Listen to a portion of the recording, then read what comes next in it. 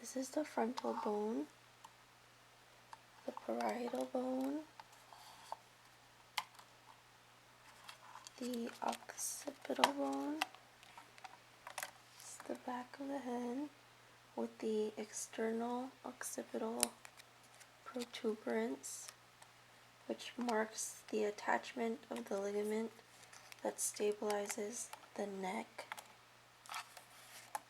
This is the temporal bone. This is the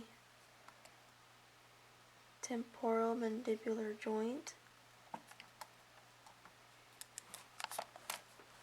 This is the mastoid process, and then under it, the more pointy one is the styloid process.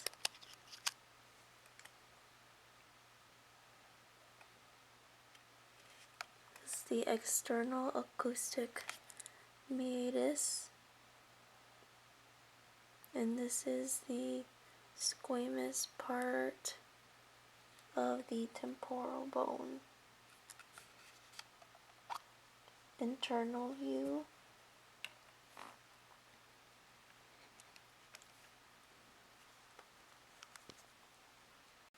The sphenoid bone is this whole bone inside the eye socket.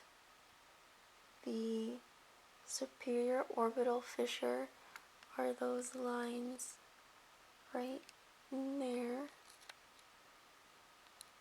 And then what passes through the orbital fissure is the oculomotor nerve and the trochlear nerve. The optic canal are the little holes all the way in the back. And what passes through that is the optic nerve.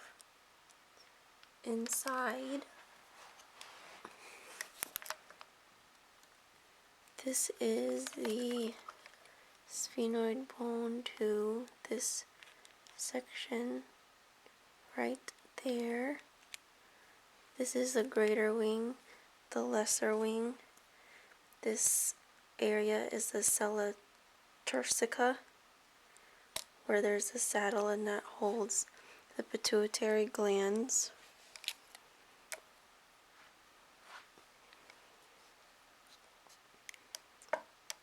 The ethmoid bone is the bone in the nose area.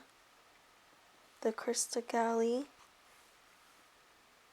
is the bone right in here, and that attaches to the falx cerebri of the brain, and the cribriform plate is what separates the nasal septum.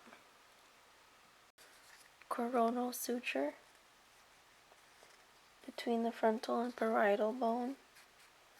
This is the sagittal suture in between the two parietal bones that ends at the occipital bone. The lambdoid suture is this horizontal suture between the occipital and parietals. The squamous suture is this suture within the temporal bones. This whole thing is the sternum. The top part is the manubrium. This is the body, and this is the xiphoid process. These are the ribs. Ribs 1 through 7 are the true ribs. 8 to 12 are the false ribs, and then the 2 floating ribs are right here, and each of them connect to the vertebral column on the costal processes. There's 4 curves of the adult vertebral column. The 2 primary is the cervical and thoracic, And then the secondaries are the cervical and lumbar. The cervical vertebrae have 7. The thoracic vertebrae have 12 from here to here. And then the lumbar vertebrae have 5, which is 5 fused vertebrae. And then we have the coccyx with the sacrum at the end.